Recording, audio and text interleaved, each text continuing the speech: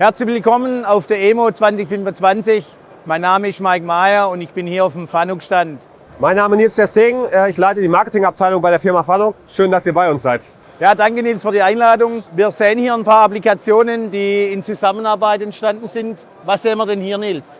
Ja, hier ist eigentlich ein sehr schönes Beispiel für, wie gut die Kooperation mit Schunk funktioniert und vor allen Dingen auch, wie viel Überschneidung wir in den Produkten haben. Wir sehen hier nicht nur einen Roboterarm ausgestattet mit einem Schunkgreifer, sondern vor allen Dingen auch die Maschine, die mit dem Schunk-Spannfutter ausgerüstet ist, sodass man quasi sagen kann, die gesamte Prozesskette kommt aus zwei Händen und wir können eben in der Gemeinsamkeit zusammen einen kompletten Prozess abbilden. Die beiden Anlagen oder die beiden Anlagenteile haben ja noch eine weitere Funktion.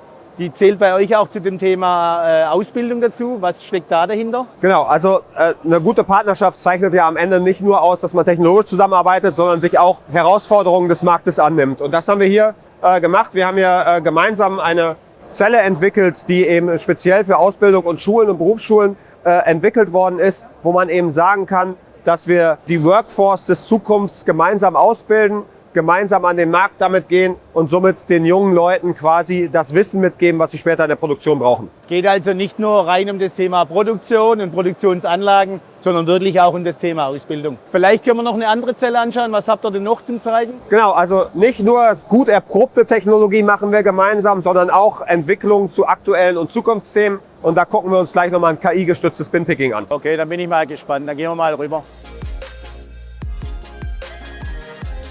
Genau, wir sind jetzt hier an der zweiten Station und was wir hinter uns sehen, ist quasi so ein Stück weit die Marktreife von Sachen, von den Themen, über die wir schon lange reden. In diesem Fall Binpicking. Hier haben wir eben gemeinsam mit Schunk die Entwicklung vorangetrieben. Wir sind jetzt soweit, dass man quasi wirklich wettbewerbsfähig Schüttgut anliefern kann, das entladen kann. Wir haben dort ein IPC mit einer laufenden KI mit drin, die ganze Bahnberechnung macht, die Komponenten von Schunk und FANUC mit einberechnet und somit es eben schafft, dementsprechend Schüttgut, welches angeliefert wird, zu vereinzeln und einzutragen.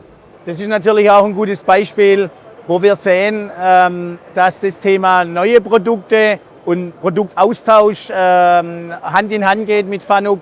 Wir haben hier unser neues CPS-Wechselsystem im Einsatz, das wir quasi in so einer brandaktuellen Zelle dann entsprechend platzieren können.